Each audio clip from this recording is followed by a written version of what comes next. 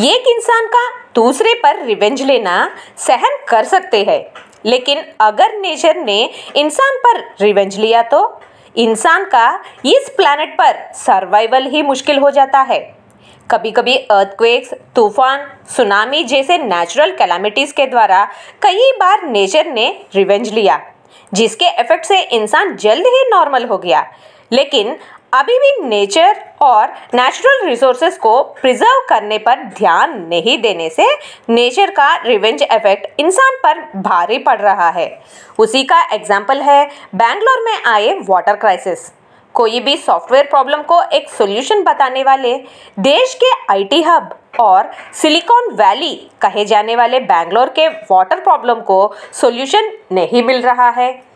Water problem के कारण बेंगलोर में कई आईटी कंपनीज ने अपने एम्प्लॉयज़ को वर्क फ्रॉम होम ऑप्शन दिया। स्कूल्स और कॉलेजेस ने भी ऑनलाइन क्लासेस शुरू किया। डोमेस्टिक नीड्स के लिए भी वाटर बहुत कम यूज़ करना शुरू किया और कई प्लेसेस पर वाटर शॉर्टेज के कारण टिश्यूज, डिस्पोजेबल प्लेट्स और यूटेंसिल्स यूज़ करना शुरू किया। खास बात यह है कि कर्नाटका के चीफ मिनिस्टर और डिप्यूटी चीफ मिनिस्टर के घरों में भी वाटर प्रॉब्लम आ गया, जिससे ये इश्यू सीरियसली लिया जा रहा है। अब कर्नाटका गवर्नमेंट ने वाटर सभी के पहुंच में लाने के लिए 556 करोड़ का फंड्स एलोकेट किया। बेंगलोर में ये वाटर क्राइसिस के कारण Karnataka water supply and sewerage board ने वाटर यूसेज पर ऐसे रेगुलेशंस बनाए कि ड्रिंकिंग वाटर को कार वॉश, गार्डनिंग के लिए यूज किया तो उन्हें 5000 रुपीज फाइन भरना होगा। दरअसल बेंगलोर का पॉपुलेशन आज के दिन करीब 1 करोड़ 40 लाख है।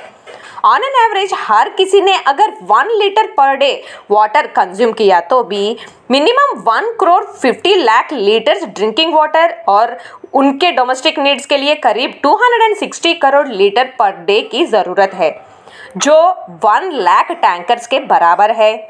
इतने सारे टैंकर्स हर दिन बेंगलोर सिटी के ट्रैफिक में ट्रैवल कर सभी की नीड्स सेटिस्फाई करना मुश्किल होने से बेंगलोर में अब ये वाटर क्राइसिस।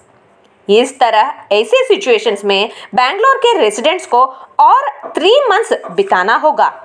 वाटर टैंकर्स के इंक्रीज्ड डिमांड के कारण 1000 रुपीज़ का एक टैंकर अब 5000 हो गया, जहां वाटर की क्वालिटी के लिए कॉम्प्रोमाइज करना पड़ रहा है। वाटर टैंकर के प्राइसेस कंट्रोल में रखने के लिए गवर्नमेंट ने कई रेगुलेशंस लगाए।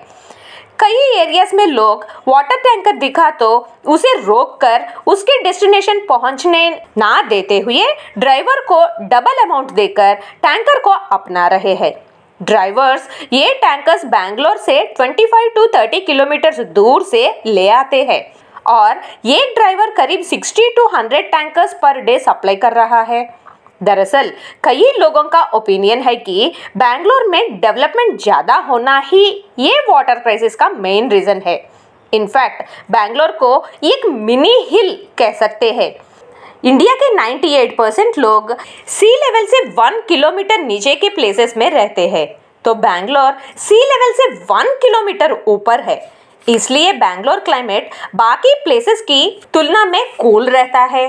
बेंगलोर का main water source Kaveri river है और इंडिया में सिर्फ बेंगलोर ऐसा मेट्रोपॉलिटन सिटी है जिसके पास में कोई रिवर नहीं है। बेंगलोर हाइट पर रहने से कावेरी रिवर का वाटर पंप कर सप्लाई करना एक इश्यू है, तो कावेरी रिवर में भी वाटर नहीं होना मेन इश्यू बन गया है। एक समय पर बेंगलोर में 1000 लेक्स रहने से सिटी ऑफ 1000 लेक्स कहे जाने वाले बेंगलोर में अभी 1000 फीट खोदने के बावजूद भी पानी नहीं आ रहा है। बेंगलोर के लिए कावेरी रिवर के अलावा दूसरा वाटर सोर्स है रेनफॉल।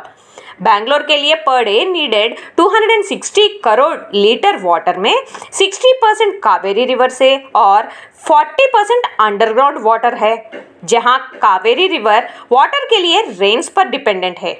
1993 से लेकर हर साल बेंगलोर में रेनफॉल कम होते जा रहा है और 2023 में सबसे कम रेनफॉल नोट किया गया, जिससे अंडरग्राउंड वाटर लेवल और कावेरी रिवर का वाटर लेवल भी कम हो गया।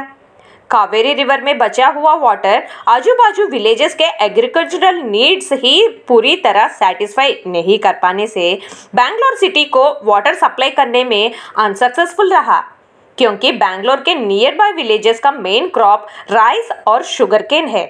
खास बात यह है कि 1 kg राइस उगाने के लिए करीब 3 to 5,000 लीटर्स और 1 kg शुगरकेन के लिए on an average 1500 litre water जरूरत होती है, जो नीड कावेरी रिवर से पूरी नहीं हो रही है। पहले के दिनों में बैंगलोर में लेक्स, ट्रीज और रेनफॉल भी ज़्यादा था। रेन वाटर भी लेक्स में, वेल्स और अंडरग्राउंड लेयर्स में रहता था, लेकिन अब बैंगलोर में ट्रीज और लेक्स भी कम हो गए। कई लेक्स मल्टी स्टोरेड बिल्डिंग्स से रिप्लेस हो गए। बैंगलोर की सूले रिवर फुटबॉल स्टेडियम से, अक्कीतिम्मना रिवर हॉकी स्टेडियम से, संपंगी लेक स्पोर्ट्स कॉम्प्लेक्स से, धर्मबुद्धि रिवर बस स्टैंड से, करमजी लेक गांधी बाजार से, करुगोंडनाहल्ली रिवर मेडिकल कॉलेज से रिप्लेस हो गए हैं। कुछ लेक्स को गवर्नमेंट ने बुझाकर बिल्डिंग बनाया, तो कुछ लेक्स इलीगली ऑक्यूपाई कर स्काई स्क्रेपर्स बनाया गया। इस तरह बैंगलोर कंक्रीट जंगल बनने से रेन वाटर अर्थ लेयर्स में पहुंच नहीं पाया और अंडरग्राउंड वाटर लेवल्स बहुत कम हो गया। इंडियन इंस्टीट्यूट ऑफ साइंस के रिसर्च के अनुसार बीते 50 ईयर्स में बैंगलोर में ड्रास्टिक डेवलपमेंट्स हुए। बैंगलोर का बिल्डअप एरिया 1055 टाइम्स बढ़ गया। 1973 में बैंगलोर में 2324 हेक्टर्स वाटर एरिया था, जो 2023 तक 696 हेक्टर्स रह गया, जिससे अंडरग्राउंड वाटर्स बहुत कम हो गया। बीते 50 ईयर्स में बैंगलोर में 98% लेक्स मिसिंग है, तो वाटर एरिया 79% कम हो गया।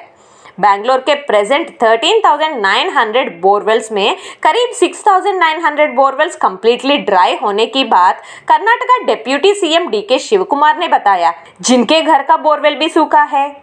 1970 में बैंगलोर का पॉपुलेशन सिर्फ 16 लाख था, अब 1 करोड़ 40 लाख है।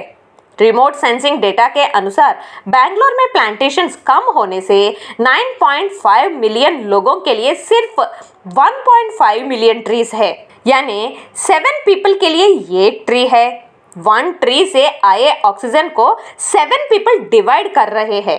बैंगलोर की आज की स्थिति कल किसी और सिटी की ना हो, इसीलिए नेचर और नेचुरल रिसोर्सेज से खिलवाड़ नहीं करना चाहिए।